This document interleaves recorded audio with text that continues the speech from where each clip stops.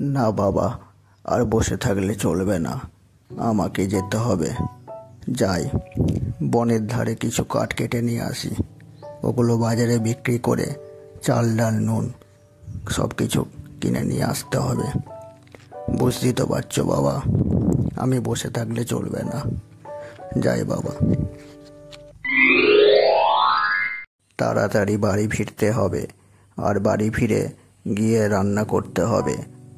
আমার ওই ছোট্ট ছেলেটি যে কোথায় ঘুরে বেড়ায়, কোথায় গেছে, সেটার একটু খবর নিতে হবে। ও একা একা কী করছে, আমার খুব চিন্তা হচ্ছে। যাই, তাড়াতাড়ি কাঠ কেটে বাড়ি যেতে হবে। কাট কাট কাট কাট কাট। না, তাড়াতাড়ি যাই। ও ওরে বাবা রে, তাড়াতাড়ি যাই। তাড়াতাড়ি গিয়ে কিছু কেনাকাটা করে নিয়ে বাড়ি ফিরে যাই। যাই যাই, তাড়াতাড়ি যাই। ওই তো বাবা, বাবা আমি এসে গেছি। ছেলে কি ঘরে ফিরেছে? ঘরে এসেছে ছেলেটা? না রে, এখনো আসেনি। ছেলেটা যে কি কোথায় যায়, কি করে, ও ওকে আমি চারদিকে খুঁজে বেড়াচ্ছি। এই রে, দাদু আসছে। দাদু নিশ্চয়ই আমাকে খুঁজতে বেরিয়েছে। হ্যাঁ রে পটল, তুই এখানেতে বসে বসে কি করছিস?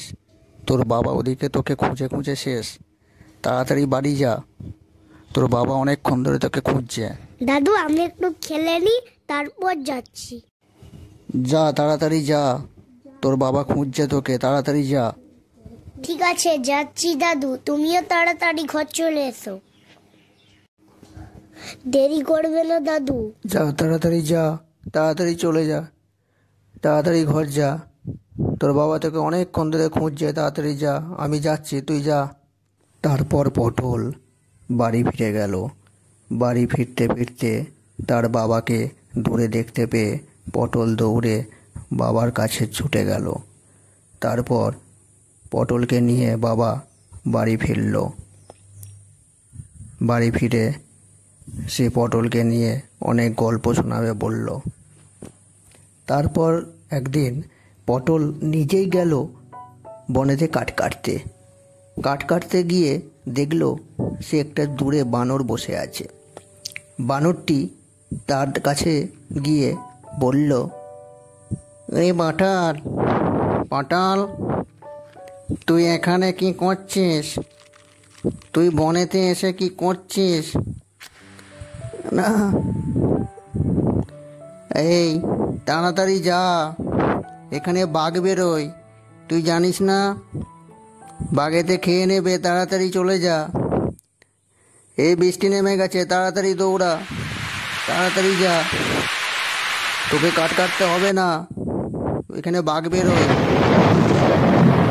তারপর পটল বাড়ি ফিরতে ফিরতে পড়ল বাঘের খপ্পরে। সে দেখে দূরে একটা বাঘ গর্জন করছে, আলুম চাচা, আলুম চাচা করে।